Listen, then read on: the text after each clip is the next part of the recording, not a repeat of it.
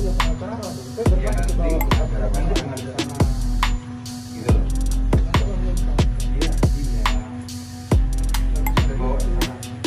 Jadi makanya semua itu sudah ada perintah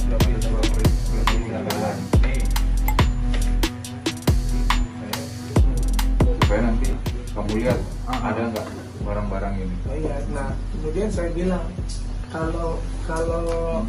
kalau gua cantik pakai pakai jilbab look, jadi dia ngejek sorban itu jilbab. Maka saya bilang cantik juga seperti Habib Lutfi, kiainya Banser. Saya tampilin foto Habib Lutfi yang pakai sorban. Jadi di situ tidak ada kalimat penghinaan sama sekali. Ini terlalu subjektif. Ahmad Aidit ya. Iya, kita ngerti. Sama lu. Ini udah gua tahu. Pakai istri masa saya bukan istri lu. Berarti rumah gua. HP dia.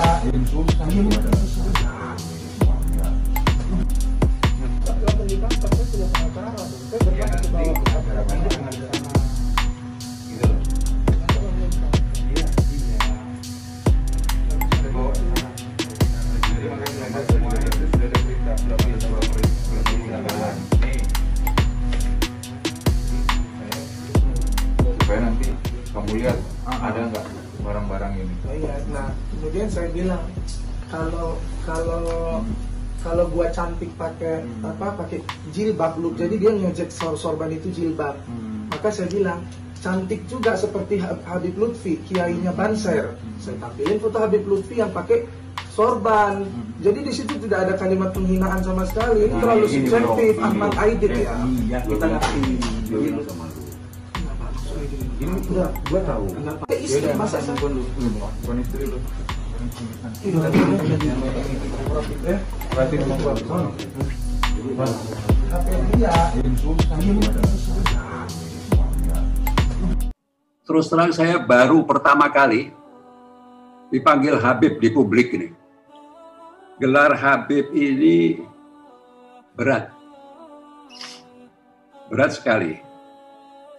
Kalau saya menyandang gelar Habib lalu mengumumkan kemana-mana, nanti saya takut betul di akhirat ditanya oleh baginda Nabi, kamu kok ngaku-ngaku keturunan saya? Kamu sudah berbuat apa? Nanti malu saya sama baginda Nabi.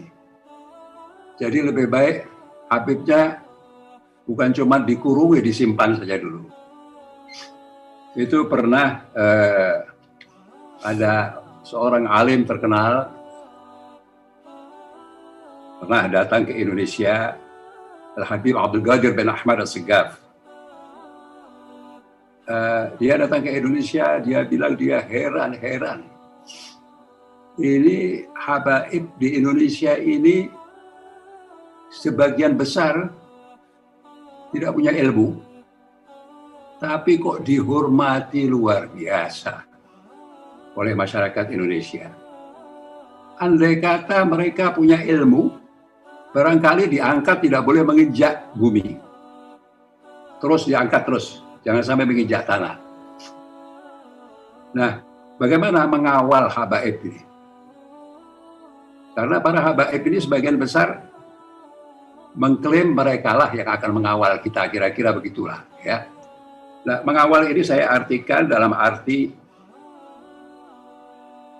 menasihati.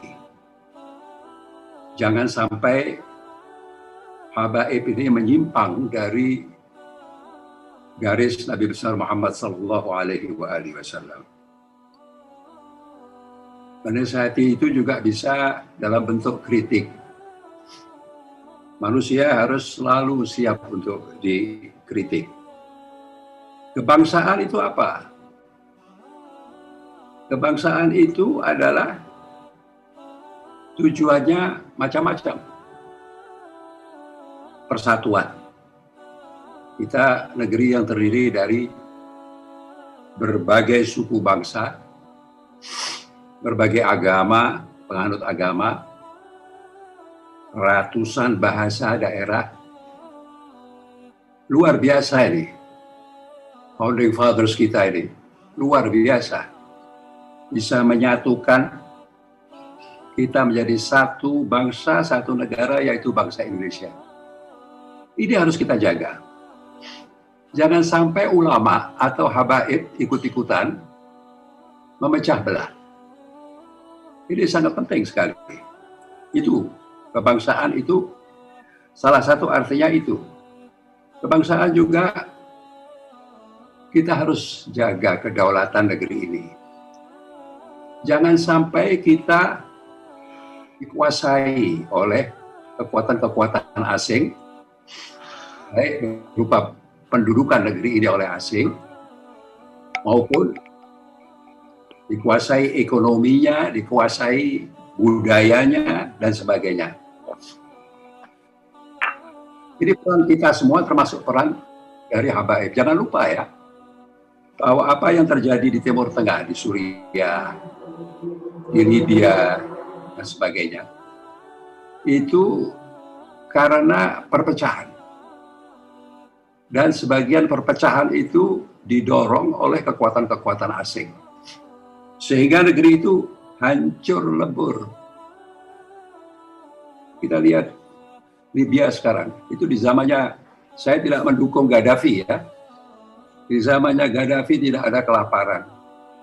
Sekolah gratis, orang sakit, rumah sakit tidak bayar, infrastrukturnya baik. Coba Anda sekarang ke Libya sana, hancur lebur. Suriah dihancurkan, Yaman apalagi kita sudah apa bicara. Nah itu kalau habaib mau berperan,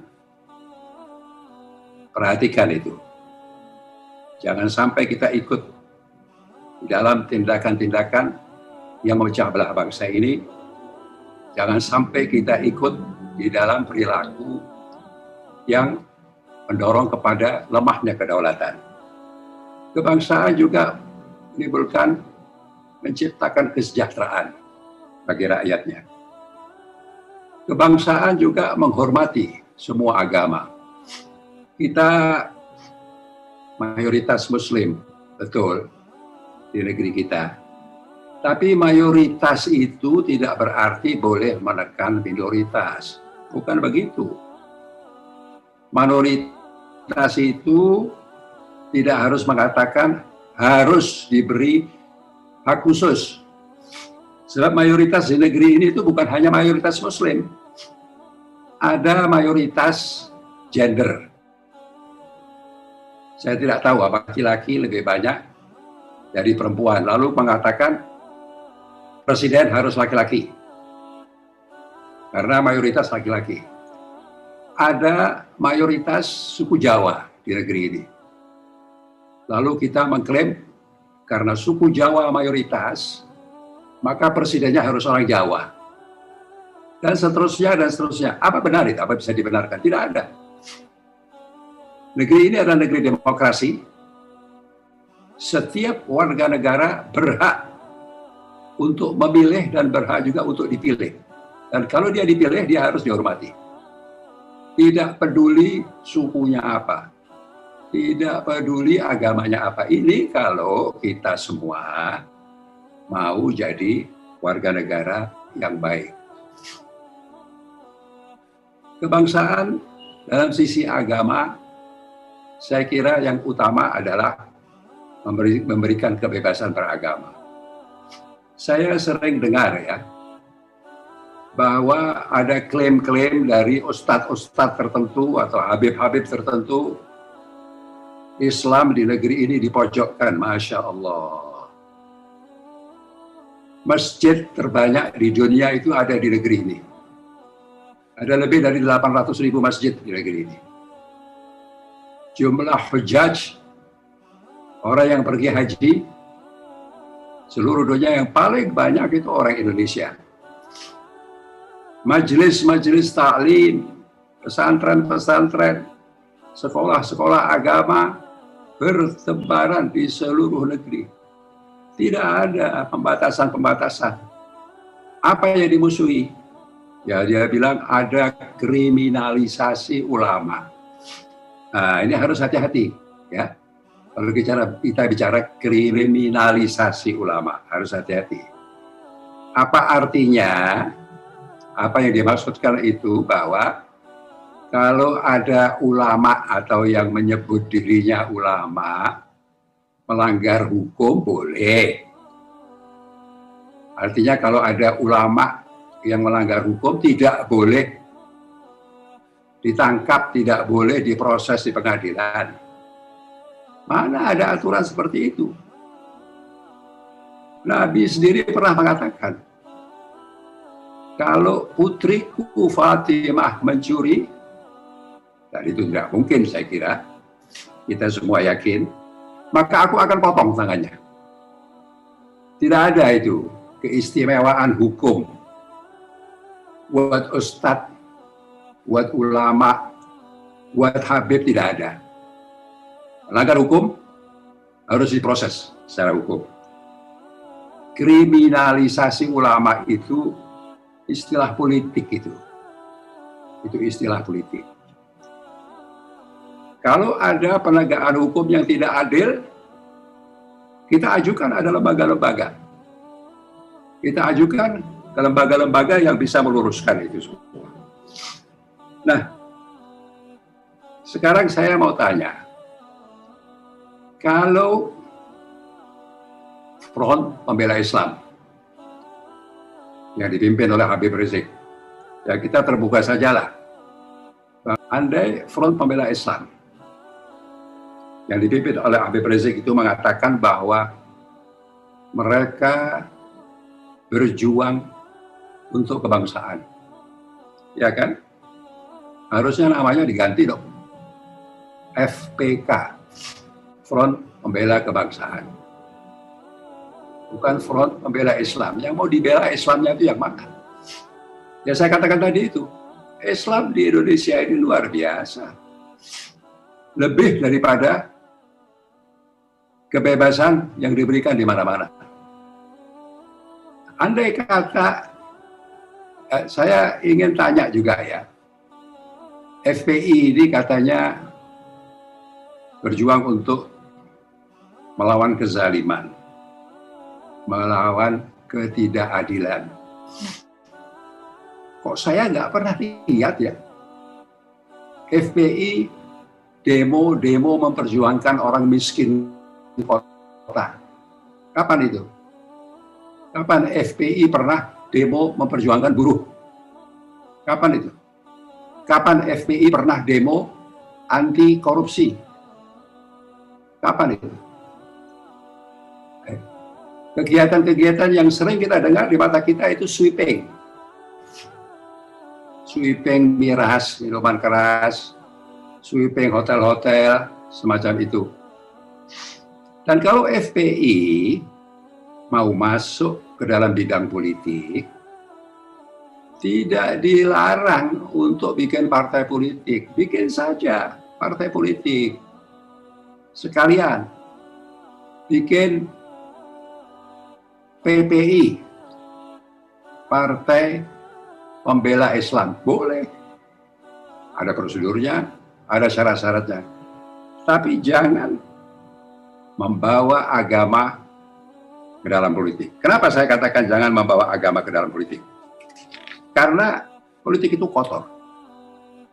Jangan naif lah, ya, jangan naif. Saya mau bicara terbuka lah, supaya semua orang tahu, dan mudah-mudahan para pendukung Habib Rizik juga tahu, dan mudah-mudahan sampai juga ke Habib Rizik, mudah-mudahan. Saya ingin kasih tahu ya, ini ustadz-ustadz, Habib-Habib, dan lain sebagainya itu, sadar tidak bahwa politisi yang mengelilingi Habib-Habib ini itu bawa kalkulator, berhitung. Kenapa mereka mendekati Habib, mendekati ulama, mendekati ustadz? Karena mereka tahu banyak pengikutnya, banyak penganutnya. Dan buat politisi, yang dihitung itu suara. Nah, nanti satu saat, begitu mereka berhasil ditinggal. Mau contoh, ditinggal. Kan sudah jelas, ya kan? Contoh ditinggal. Pilpres yang lalu, ditinggal nggak Habib Rizik? Ditinggal kan? Tinggal Pak. Ya kan? Sudah nggak berguna, nggak bermanfaat, ditinggal. Walaupun ya partainya itu masih main dua kaki. Mereka berpikir nanti 2024 jangan sampai kehilangan suara pendukungnya Habib Rizik ini, jadi taruh Fadlizon di situ. Yang satu jadi menteri mendukung Jokowi, yang satu Fadlizon membela Habib Rizik. Sadar tidak Habib Rizik? Antum ini dibuat mainan. Sadar? Ini penting diperhatikan, ya.